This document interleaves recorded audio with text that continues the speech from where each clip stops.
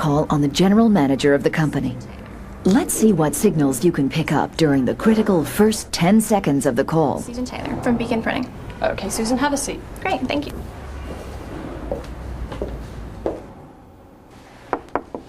Come on in. Hi, I'm Susan Taylor.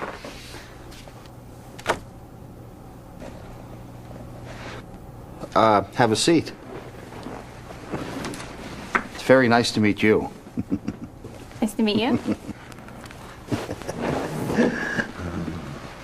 Let's review the scene and see what signals you've picked up.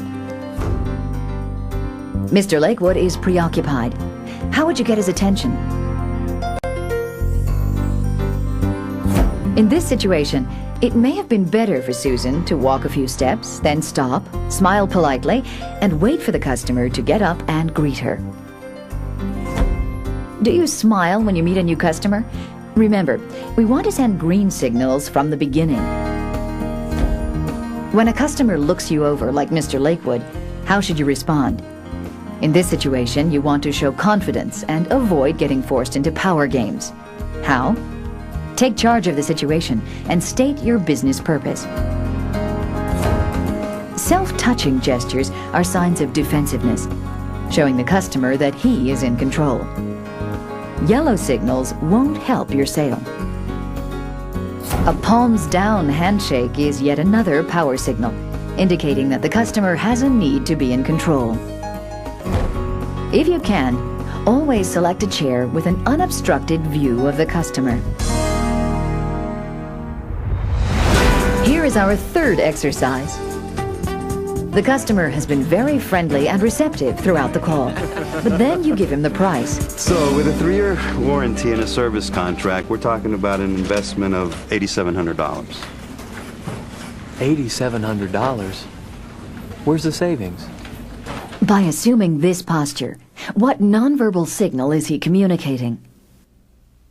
His face is friendly, but puzzled. He is leaning toward the salesperson. His legs are crossed toward the salesperson.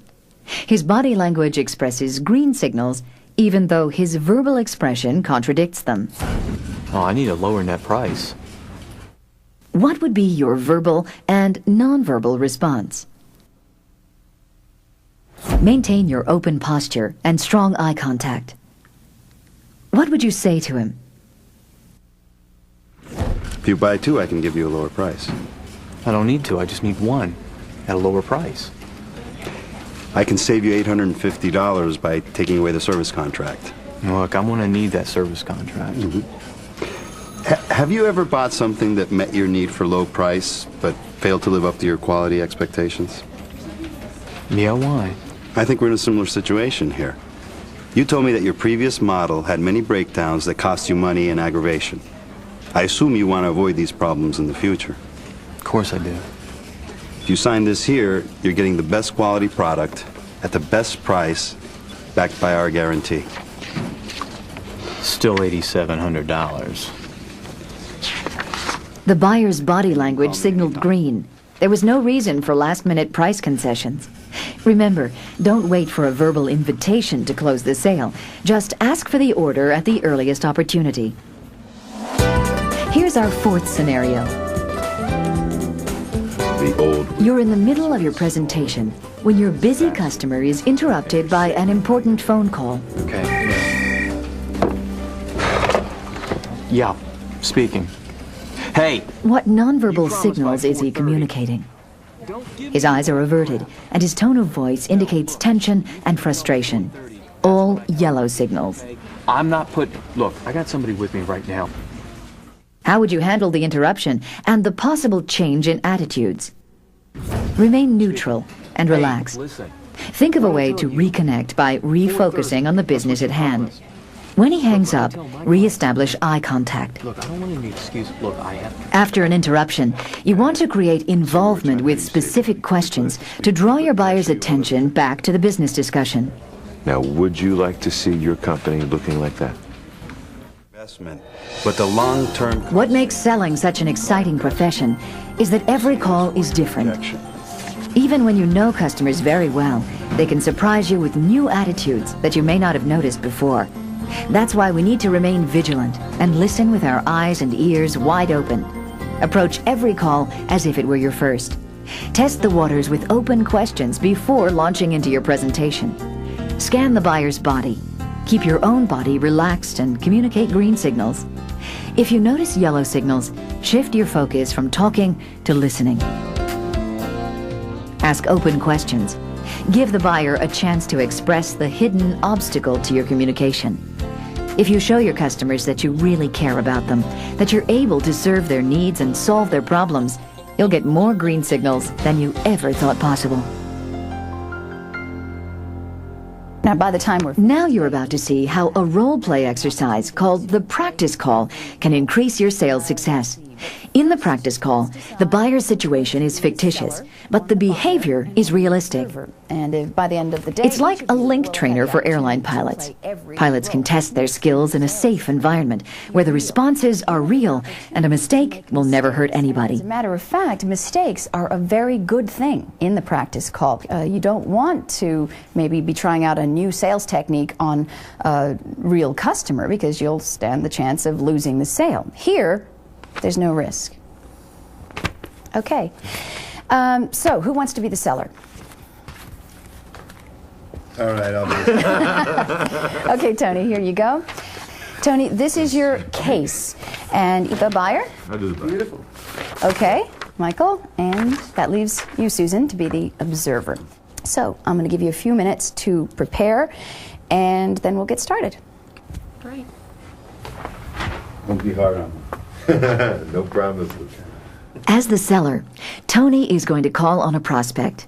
His objective is to open the call, present his product, explain customer benefits, and use a trial close. Michael will be playing the part of a typical prospect. His time is limited and he's busy. His goal in this call is not to volunteer any information unless the salesperson asks a specific question. As an observer, Susan will be observing, recording, and evaluating the seller's performance. She'll take notes to record the flow of the conversation and keep track of the nonverbal signals of both the seller and buyer. Also, she'll write down what she would do if she were in the seller's situation, so she can offer suggestions to the seller. As the viewer, we encourage you to assume the role of the observer. Please take notes and write down what was good and why. Also state what you would improve and how. So, you ready to observe? Absolutely. Okay. Mr. Mackey, Tony Thompson, Hi, how you doing? thank you for taking the time to see me. You only got a few minutes. So. Okay, I'll be quick. I was wondering, do you have any cigars, Dominican, in the range under $2? No. Okay. Terrific. Oh. And here they are. Yeah. Okay, this is a curly head. Arturo Fuentes makes it. You're familiar with Arturo Fuentes? Of course, yes, yes. He makes his cigars, and it retails for about $1.35. And it's a unique cigar in the sense that it is made from novice rollers, and they're made from the cuttings of the leaves, which they use to make their fine cigars. Yeah. So the taste is really good. It might not burn as evenly. So Arturo Fuentes basically sells itself, and when you got a $1.35 cigar, which tastes just like his premium cigars because it's the same fillers, the same leaves, then you should have no trouble selling those. You play golf? It smells very nice. Yes, of course. It's a good golf cigar. Yeah. Oh. Yeah. It'll stay lit through the wind, anything. So this one here, are you familiar with Padron? Yes, of course. This is a Nicaraguan cigar. It's a Honduran filler with a Cameroon wrapper. That's very good. Yes, it's a full-bodied cigar. Yeah. And that sells in the $6 range. Those would be for the people who like to smoke more intense cigars. Does your clientele buy mostly high-end cigars, or? Well, we have a range mixture. You know, middle class to upper middle class people. So they're usually looking for what, $8 cigars, or? Just the full range, really. We need more of these. Some people come in, they want to try cigars out, you know, and by location and so forth. So that, you know, we really do. I think I'll probably take 50 of these. All right. You want a bundle of those? Terrific. Yeah.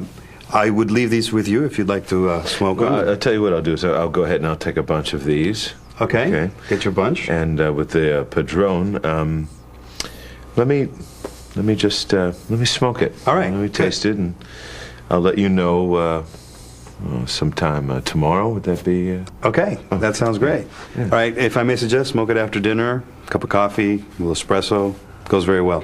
Especially if you have spicy food, that'll hold up to it real nice. Well, then I know where I'm going for dinner. All right. All right, I'm out of here. Yes. Thank you very much. Thank you. That was great.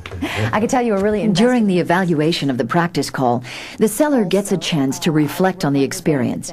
Next, the buyer shares his comments, and then the observer will evaluate the performance and offer suggestions for improvement. Hear what you thought was good and why. Okay. Let's see. First, I'll talk about the verbal things you did that I thought were good. There was actually a lot of things. You guys did really well. So, first thing is, I like that you verbally acknowledged the time constraint that the client had, but yet you remained confident. I think that's good because it kind of puts the customer at ease. I think a lot of salespeople can just sort of smooth over that and ignore it, but you were like, okay, I won't take up much of your time. So I thought that was good. I liked how you pointed out that he had a place in his stock for your product in that price range. I thought that was a very effective sales technique, and it sort of establishes the need for the client. As far as nonverbal, you did a lot of things there as well.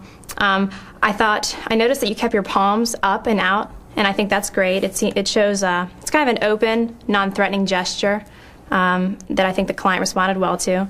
You also nodded your head a lot when he was talking, which shows that, once again, you're listening, you're receptive to the client. And finally, I liked how you mirrored the client's smile and laughter, that you really established rapport, I think, with all your nonverbal and verbal things combined. Okay, that's terrific. Now let's move on to what can be improved and Okay. how. Like I said, they did really well, so there wasn't a whole lot, but I did pick out a couple of things. As far as verbal, I do feel like you let the client off a little too easily with the padrones. I think you had a great thing going. I thought you were a little too conservative there. I think you should have at least made an attempt on the client. He was giving you a good response. He did get a little bit more relaxed. I think you should have, once you had the sales momentum going, an add-on would have been a little bit easier. Perhaps you should have suggested that he try maybe 50 of the padrones. You know, just try 50. And, you know, if they don't sell well, if you don't like them, you don't have to order them ever again. But I think you need the product, but all you really did is just let him try one. I think you could have sold him. He was in a pretty good mood.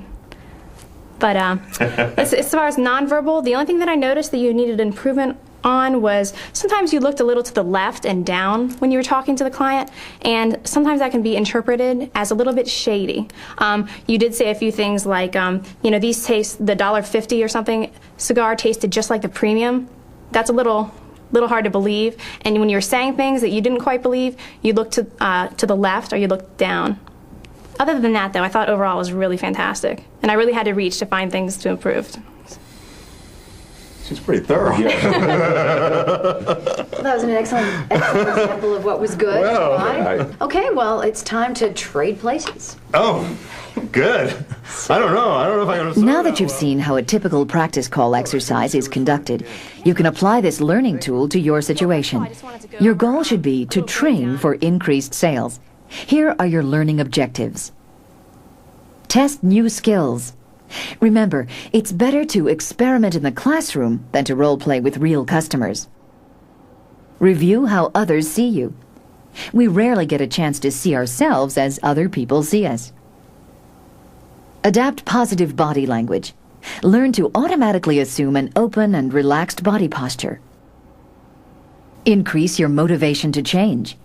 Once you apply the power of nonverbal communication, you'll always have an edge.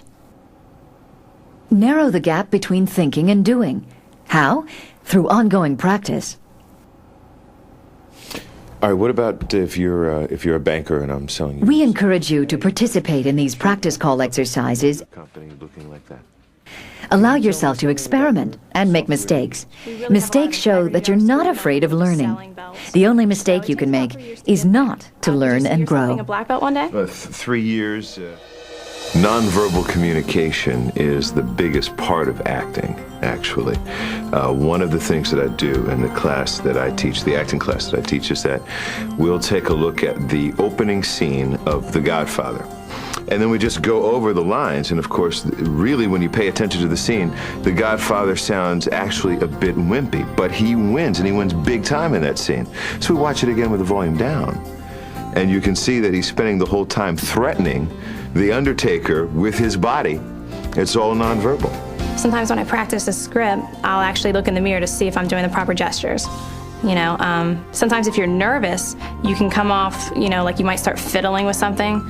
And even though you're saying the right script, if you're fiddling and I'm supposed to be confident, you know, it's a total contradiction.